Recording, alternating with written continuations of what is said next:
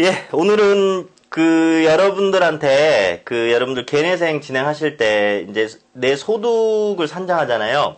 그 소득 산정하는 것 중에서 급여자분들 소득을 어떻게 산정하는지에 대해서 오늘 설명드리려고 왔어요.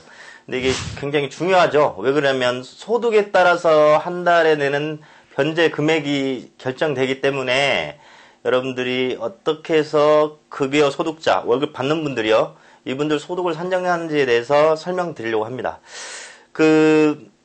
이제 제가 개인회생 개인 파산을 많이 이제 처리하다 보면 예전에 어떤 분이 저한테 상담을 오셨는데 월급이 185만 원이래요. 그래서 지금 2020년 최저생계비 공제비를 감안해서 그분이 결혼도 안 하셨고 혼자 사시는 분이라 그럼 185만 원 그러면은 거기서 105만 원 빼니까 한 달에 70만 원씩 변제하면 되잖아요. 그래서 그렇게 설명을 드렸어요. 그래서 알겠다고 이제 그거 본인께서 이제 그 액수면 자기가 이렇게 변제하고 개인회생 진행한다고 상담하고 가셨어요. 그래서 이제 저희 사무실에서 의뢰라고 이렇게 진행을 하고 있었는데 통장을 열어보니까 돈이 많이 들어오는 거예요.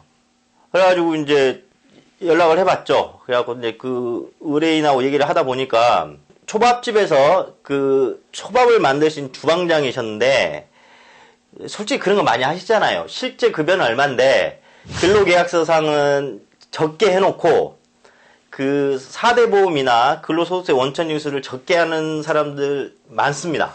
그러신 분 많죠. 근데 그게 많이 이루어진 이유 중에 하나가 뭐냐면 근로자하고 사업주하고 이해관계가 맞아요. 왜 그러냐면 그걸 적게 신고하면 4대 보험이라든지 소득세를 적게 내시겠죠. 그러면 사업주도 급여가 작다 보니까 뭐 일자리 안정자금이나 뭐 4대 보험 신고를 적게 하니까 국가에 내는 어떤 세금이나 공과금을 적게 내니까 그렇게 작성하신 거예요. 물론 이제 급여 소득자 소득을 확인하기 위해서 이제 법원에 제출돼야 할 서류는 뭐 재직증명서, 뭐 급여명세서, 그다음에 근로소득 원천징수 영수증 들어갑니다. 하나 여러분들이 아셔야 될 게 뭐냐면 법원이 그렇게 바보가 아니에요. 여러분들 그렇게 내가 방금 전에 말씀드린 것처럼 실제 주는 급여하고 신고된 급여가 같을 거라고 법원 절대 믿지 않아요. 여러분들 저한테 처음에는 월급이 185만이라고 하신 분이 나중에 이제 우리가 통장을 다 확인해서 했더니 한 달에 변제금이 100만 원이 넘어가는 거예요. 상담할 때는 이제 70만 원씩만 변제하면 된다고 상담을 했는데 우리가 이제 다 서류 정리를 해서 이렇게 법원에 신청하려고 갔더니 한 달에 내는 변제 100만 원이 넘으면 저한테 화를 내더라고. 그래서 내가 화를 냈어요. 우리들한테 거짓말 해놓고 뭐 우리한테 뭘 하시냐고. 그래갖고 막 뭐 다른 데는 그렇게 해준다 했대요. 그럼 거기 가세요. 참 제가 좀 그때도 좀 화가 났는데 제가 누차 여러 영상에서 말씀드렸지만 이렇게 조금 머리를 해가지고 뭔가 숨기고 안 된다니까요. 다 걸려요. 법원은 이런 근로소득 원천징수 신고액수나 4대 보험 액수로 그 사람 실제 급여자의 소득을 안 봐요.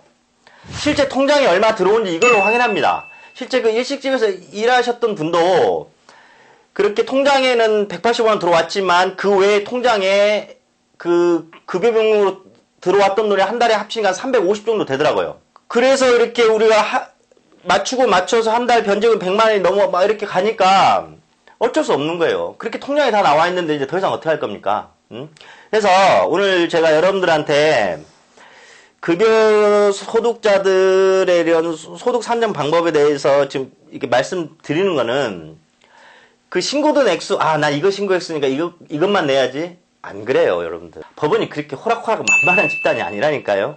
그런 생각을 갖고 계신 분들이 너무 많기 때문에 여기 파산 관제님이나 판사님 그거 다 보면 알죠. 그 다음에 국세청에 신고된 거 믿지도 않아요. 실제 믿지도 않아. 그러니까 여러분들 우리가 이제 개인회생을 하는 이유는 우리가 많은 채무를 진 분들이 내가 한 달에 버는 수익으로 이제 3년간 그 변제를 해서 내 채무를 탕감받는 제도잖아요. 저한테 좋은 제도란 말이에요.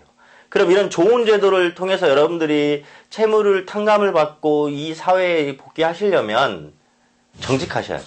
그러니까 여튼 이제 그래서 이 초밥집의 이 주방장 분도 제가 이제 얘기를 했어요. 오히려 제가 화를 냈죠.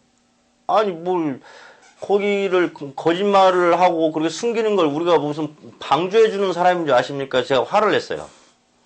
그래서 결국에는 이제 제가 설득을 했고 그분도 이제 수긍하셔가지고 자기의 정상적인 급여에 따른 변제금 산정을 해서 법원에 개인회생을 진행하게 됐습니다. 그리고 여러분들 급여 소득자 분들도 그 실제 급여 말고 무슨 상여금이라든지 뭐 이렇게 연말 되면 뭐 연말 보너스라든지 이런 것들 있잖아요. 이런 것도 다 소득에 반영이 됩니다. 그래서 소득에 반영돼서 여러분들 1년치 연봉을 다 이렇게 우리가 계산을 해서 그 1년 평균 연봉이에요.